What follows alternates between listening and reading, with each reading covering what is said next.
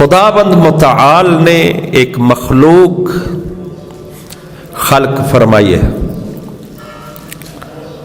ان کے مردوں جیسا اور کوئی مرد نہیں ہے، ان کی عورتوں جیسی کوئی عورت نہیں ہے، ان کے بچوں جیسا کوئی بچہ نہیں ہے۔ وہ کون ہے؟ وہ محمد و آل محمد ہے۔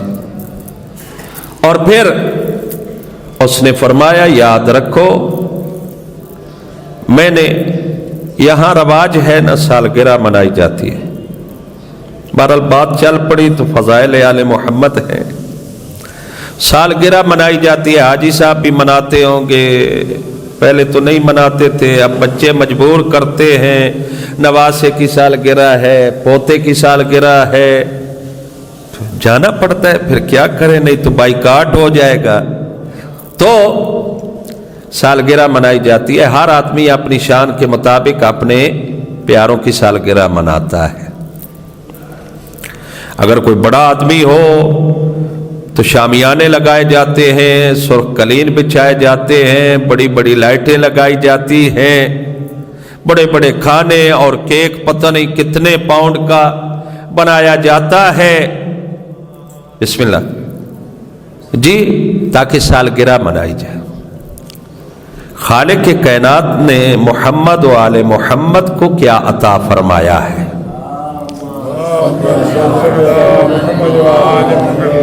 ان کا سال منانا کسی انسان کے تو بس میں نہیں ہے، کتنا کچھ کر پائے گا؟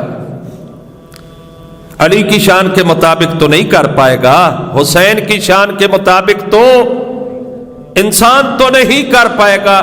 پھر خالق نے ہی اہتمام فرما دیا، اور بڑی بڑے شامیانے لگانے والوں، سرخ قالینے بچھانے والوں، میں نے محمد و آل محمد کے ذکر کو باقی رکھنے کے لیے اور ان کے وجود کی وجہ سے ما خلقت سماء مبنیۃ ولا ارضا مدحیۃ ولا قمرا منیرا ولا شمسا مضیئۃ ولا قمرا منیرا ولا شمسا مضیئۃ ولا فلکا یدور ولا بحرا یجری ولا فلکا یسری الا لاجل ہؤلاء الخمسہ۔ تم تو قالین دنیاوی بچھاتے ہو، شامیانے لگاتے ہو، میں خالق نے ان کے ذکر کو باقی رکھنے کے لیے آسمان جیسا شامیانہ لگایا ہے، زمین جیسا بہترین قالین بچھایا ہے، اور لائٹ عام نہیں ہے، کہیں سے چاند کو جلایا ہے تو کہیں سے سورج کو لگایا ہے، صرف آل محمد کے لیے۔ یہ آل محمد کے لیے، لولاک لما خلقت الافلاک، میرا حبیب اگر تو نہ ہوتا میں اس کائنات کو پیدا ہی نہ کرتا۔ یہ آل محمد کی عظمت ہے، اور انسان کو متوجہ رہنا چاہیے کہ یہ ہمارے محسن ہیں، آج ہمارا وجود ہے، ہم چل رہے ہیں تو ان کی مہربانی ہے، خالق نے انہی کی وجہ سے ہمیں سب کچھ دیا ہے۔ جس کے پاس علی جیسا امام ہو، پیغمبر جیسا نبی ہو، سیدہ زہرا جیسی شہزادی ہو، حسن و حسین جیسے شہزادے ہوں، آپ لوگوں کو اور کیا چاہیے؟ میں اس لیے یہ جملے پڑھتا ہوں کہ لوگوں کے مومنین کے ذہن میں ہوتا ہے کہ مسجد میں جانا ہے تو مولوی نے یا نماز بتانی ہے یا روزہ بتانا ہے، اور کیا بتائے گا، تو وہ لیٹ آتے ہیں۔ تو ہم تو اگر فضائل اہل بیت کا تذکرہ عبادت میں عبادت کی جائے تو خوبصورت لگتی ہے۔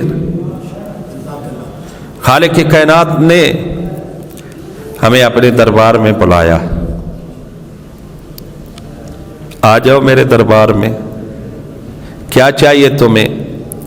ماہ رمضان میں تم میرے مہمان ہو، اللہ کہہ رہا ہے وَدُعِيتُمْ فِيهِ إِلَىٰ ضِيَافَةِ اللَّهِ، اور ماہ رمضان المقدس میں تمہیں اللہ کا مہمان بنایا گیا ہے۔ میں نے عرض کیا تھا جو بڑا میزبان ہوتا ہے اپنی شان کے مطابق مہمانوں کی خاطر خواہ کرتا ہے، وہ خالق ہے نا، اس کا دسترخوان بچھ گیا ہے، آ جائیے جو چاہیے ملے گا۔ اس کے دسترخوان پہ کوئی کمی تو ہو نہیں سکتی۔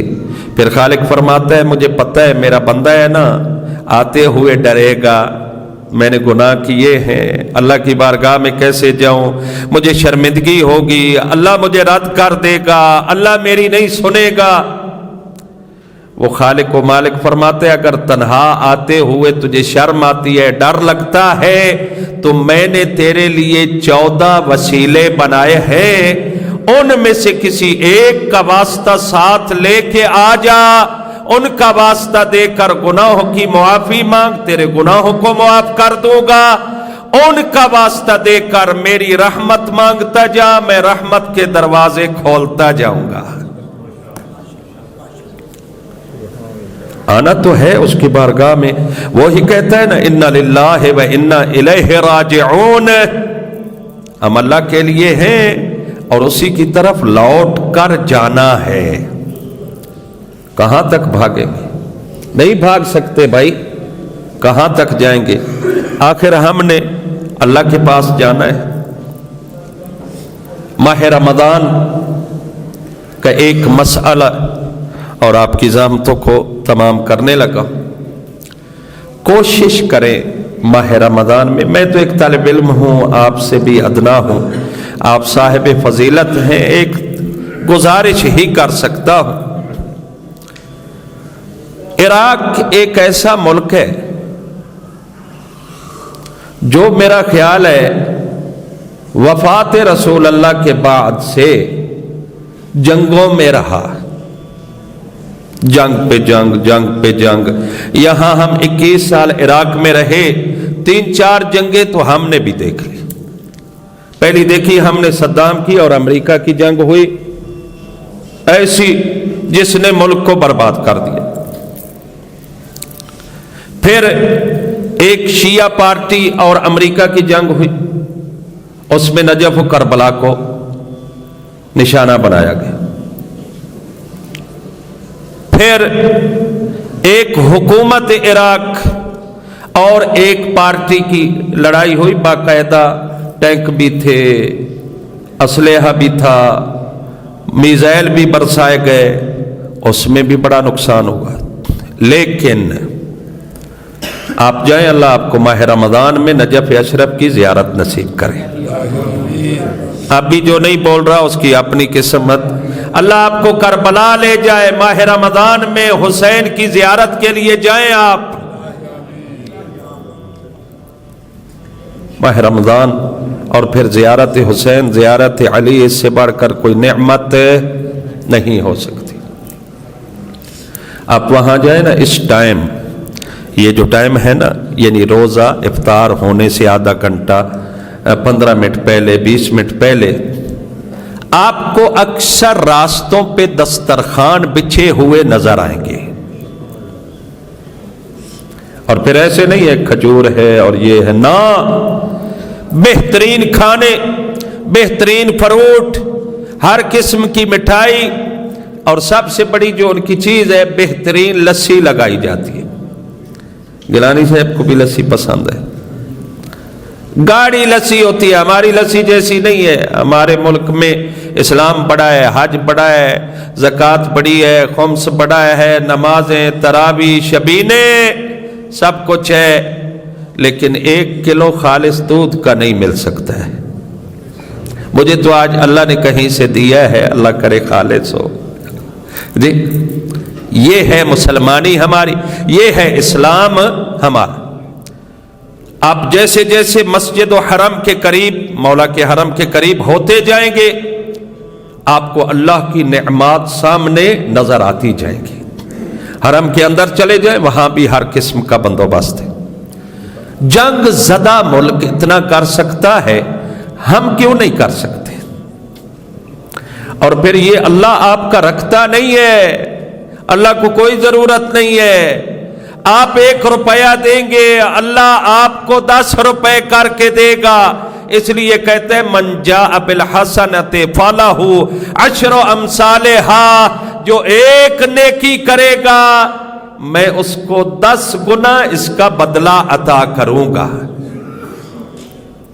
کچھ نہیں جاتا اور کچھ نہیں ہے نا میرے بھائیوں، ایک کھجور لے کر نہ روزہ دار کو دے دو، تمہیں بہت ثواب ملے گا۔ عبادت ہے، ثواب ہے، اس میں شریک ہو جائیں۔ غریب ہے، امیر ہے، اللہ دینے والا ہے، زیادہ نہیں۔ امیر المومنین فرماتے ہیں